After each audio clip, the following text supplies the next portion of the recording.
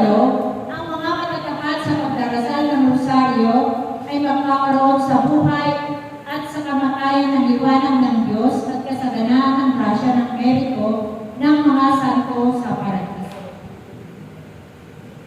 At ang pangsyam, aking hahanguin sa purgatorio ang mga deboto ng Santo Rosario. Amen? Kapag ikaw pala ay nag-aarasal ng Santo Rosario, hahanguin ka sa purgatorio. Amen? Kapag ikaw ay namatay at ikaw ay napunta sa purgatorio, hahanguin ka pala kapag ikaw ay nag-aarasal. Amen? At ang pagsampo, ang matatapat na anak ng aking rosaryo ay magkakamit ng mataas na kalwalatian sa langit. Amen? Kapag ikaw ay nagdarasal ng Santo Rosario, magkakamit ka ng mataas na kalwalatian sa langit. Amen? At pang-11, makakanta niya ang anumang tingin niya sa akin sa pamamagitan ng Santo Rosario. Amen? Kapag ikaw pala ay nagdarasal ng Santo Rosario, anumang tingin mo sa pamamagitan ng Santo Rosario kapag ikaw ay nagdarasal ay ipagkakaloob ng Diyos. Amen? Malakas sa palakpak sa ating Panginoon. At ang pang-12, lahat ng magpapalaganap ng debosyon sa Santo Rosario ay tutulungan ko sa kanilang pangangailangan. Di ba? Ang galing. Amen? Kapag ikaw pala ay nagdarasal ng Santo Rosario, no? Ano man daw ang tingin mo, no? Ay tutulungan ka sa lahat ng iyong pangangailangan. Amen? No? Tunay, no? Na totoo talaga na ano mo na to, na talagang kapag ikaw ay nagdarasal ng Santo Rosario, amen? Merong gagamitin ng tao kapag may pangangailangan ka. Talagang meron siyang gagamitin para yung pangangailangan mo ay makakamit mo. Amen? Yun eh. Kapag ikaw ay nagdarasal, tunay na talagang totoo ito.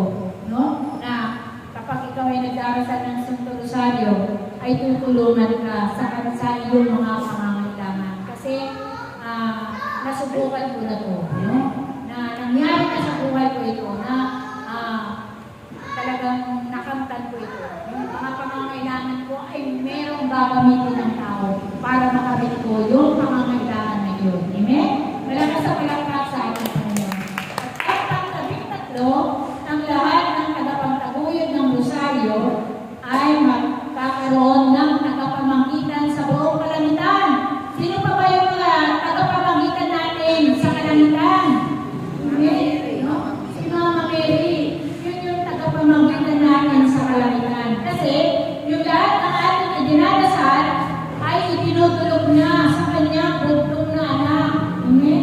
Kaya yung lahat, at kaya siya ang tagapamagitan natin doon sa kalangitan. Siya ang kakarating doon sa kahilingan natin. At ang pang-14, ang lahat ng nagdarasal ng Santo Rosario ay ibibilang kung anak at kapatid ng bugtong kung anak na si Jesus. Amen? Kapag ikaw pala ay nagdarasal ng Santo Rosario, ay ibibilang ka anak at kapatid ng kanyang bugtong anak. Amen? Bibilang tayong anak at kapatid ng ating Panginoong Jesucristo. Amen? Malakas sa palakpak sa ating Panginoon.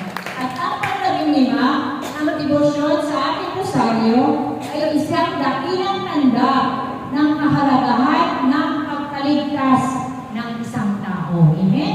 Kapag ikaw pala ay nagdarasal ng Santo Rosario, ito yung dakilang tanda ng kahalagahan ng pagkaligtas ng tao. Kapag ikaw ay nagdarasal ng Santo Rosario, ito yung tanda na ikaw ay maliligtas. Kapag ikaw ay nagdarasal ng Santo Rosario, maliligtas ka. Amen? Hindi ka mapupunta doon sa impyerno. Amen? Kaya nga, itong 15 pangako na ito ay makakamit natin kapag tayo ay nagdasal ng Santo Rosario. Kaya nga, pagsumikapan natin mga kapatid na tayo ay manalangin ng Santo Rosario. Kasi nga, itong 15 pangako na ito ay tunay na totoo, no? Na makakamit natin talaga ito. Itong 15 pangako ng Santo Rosario. Amen? Malakas na palakpak sa ating Panginoon. Kaya nga palagi po tayong mag-rosaryo kasi kapag tayo pala ay nag-rosaryo, para na rin pala tayong nagbabasa ng Bible.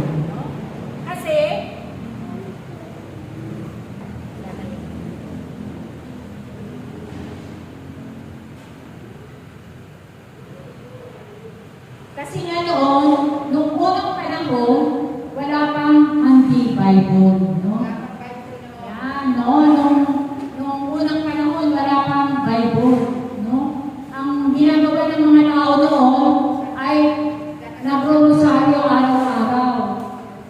Oo, kasi wala pa yung Bible. Kasi nga, nagkaroon lang ng anti-Bible noong 15th century, no? 15th century nung meron ng nag-i-imprenta, kaya tayo nagkaroon na ng Bible, no? Kaya nga, kasi nga, yung mga tao doon, rosaryo sila ng rosaryo, kasi nga, ito yung buod ng Biblia na tumutukoy sa buhay ni Jesus at ni Maria. Amen, di ba?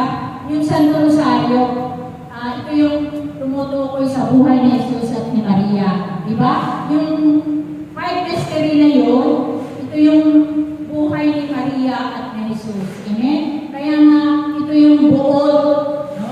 Buod ng Biblia na tumutukoy sa buhay ni Jesus at ni Maria. Kaya nga yung mga tao noon, nung unang panahon, ang ginagawa nila, palagi silang nag-rosaryo araw-araw. Kasi nga, para silang nagbabasa ng Bible. Amen?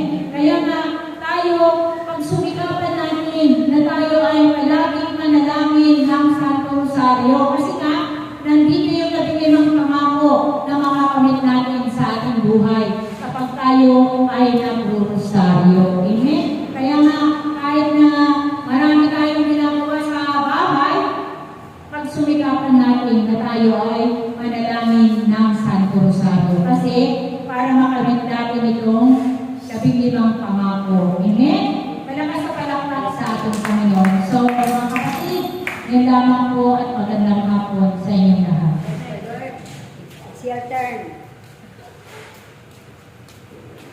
Okay, maraming salamat. Maraming salamat po sa ating magandang